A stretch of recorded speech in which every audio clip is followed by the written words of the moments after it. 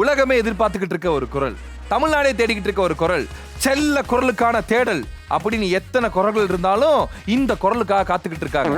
இத குரல்னு சொல்லாமா இல்ல குமரல்னு சொல்லாமா, என்ன வேணாலும் சொல்லலாம். அப்படிதான் நம்ம ஹவுஸ்மேட்ஸ் எல்லாமே எங்கெங்கெல்லாம் போய் அமைதியா இருந்தாங்களோ அப்ப அவங்களோட மனசுல என்ன உறுதியா இருந்திருப்பாங்க, என்ன சொல்லி இருப்பாங்க, என்ன கழுவி ஊத்தி இருப்பாங்க அப்படிங்கறத மைண்ட் வாய்ஸ் மூலமா அவங்க கிட்ட கொண்டு வரது தான் இந்த செக்மெண்ட். இதுதான் இங்க என்ன சொல்லுது.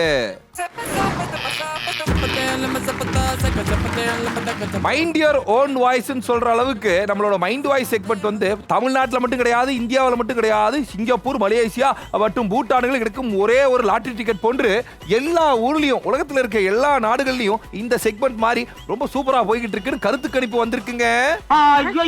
அட சத்தியமாங்க. இந்த வாரமும் நிறைய பேர் நிறைய இடத்துல குமரி இருக்காங்க. அவங்களோட வார்த்தையா போய் பாத்துருவோம்பா. முதல்லாம் பாத்தீங்கன்னா இந்த கேரக்டர் ஷாப்ல ஆளுக்கு ஒருத்தரா மாறிக்கிட்டு இருந்தாங்க. இப்ப என்னன்னா ஆள் மாறதை விட்டு உங்க ஹாலே மாறுது அப்படிங்கிற மாதிரி பாய்ஸ் டீமோட வீட கேர்ள்ஸ் டீமுக்கும், கேர்ள்ஸ் டீமோட வீட பாய்ஸ் டீமுக்கும் ஸ்வாப் பண்ணதுனால எல்லாம் ஒரு மாதிரி கேர்ள்ஸ்ல செம ஜாலியா இருக்காங்க. அந்த இடத்துல ஃப்ரீஸா நின்ன நம்மளோட தங்க ரஞ்சித்தனோட மைண்ட் வாய்ஸ் என்னவா இருந்தது தெரியுமா? அவ்வளவுதான்.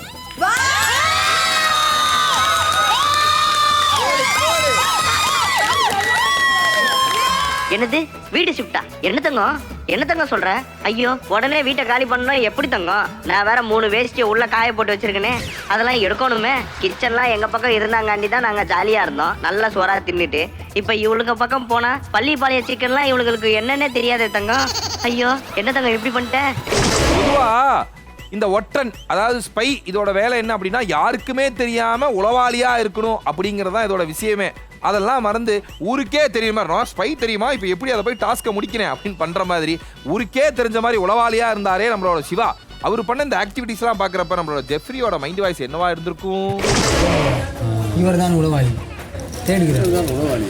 அட கடவுளே, பாருங்கள். பிடிக்க வேண்டாம். தூது விடுறது தான் ஒற்றனோட வேலை, உடைக்க முடியாத ஒற்றன். இவன் என்ன பாம்பு வச்சு வித்த காட்டுற மாதிரி உட்காந்துன்னு இருக்கான். ஓ, உழவு பாக்குறானா? அட பாவி, உன்னால உளவாளிக்கு இருந்த மரியாதை போச்சுடா. சர்தார் படத்துல வர ஸ்பை மாதிரி இருப்பேன்னு பார்த்தா இம்சை அரசன் படத்துல வர ஸ்பை மாதிரி டம்மியா இருக்கானே. இந்த ஸ்பைய வச்சுன்னு பைய கூட தைக்க முடியாது.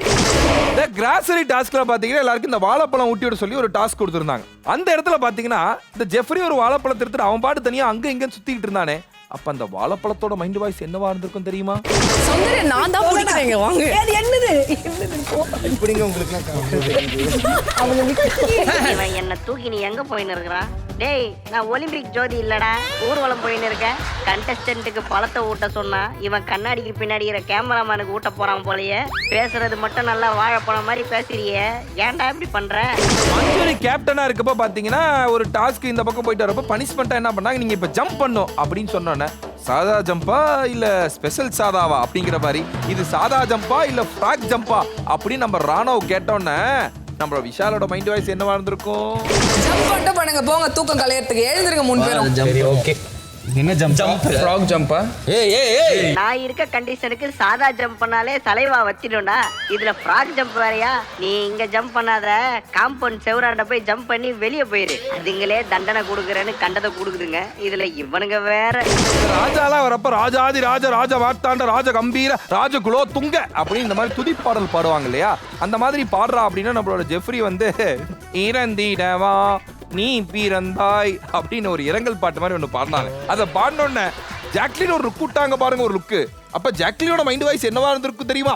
எங்க ராஜா போல உலகத்தில் யாரும் இல்ல, நானும் ராஜாவுக்கு வைக்கணும் பொன் செல்ல, எங்க ராஜாவுக்கு நிகராக எதுவும் இல்ல. ஆளுகிட்ட வேலையை கொடுத்தீங்களா? இவன் பாடுறது துதியா இல்ல சதியானே தெரியல. அரசவை பாட்டு பாட சொன்னா அரச மரத்தடியில உட்காந்து பாடுற மாதிரி பாடின்னு இருக்கிறான். இவனும் ஏதோ புகழ்ந்து பாடுறதா நினைச்சு சிரிச்சுன்னு இருக்கான். பண்ணுடா நீங்க. Make a way for the big boss.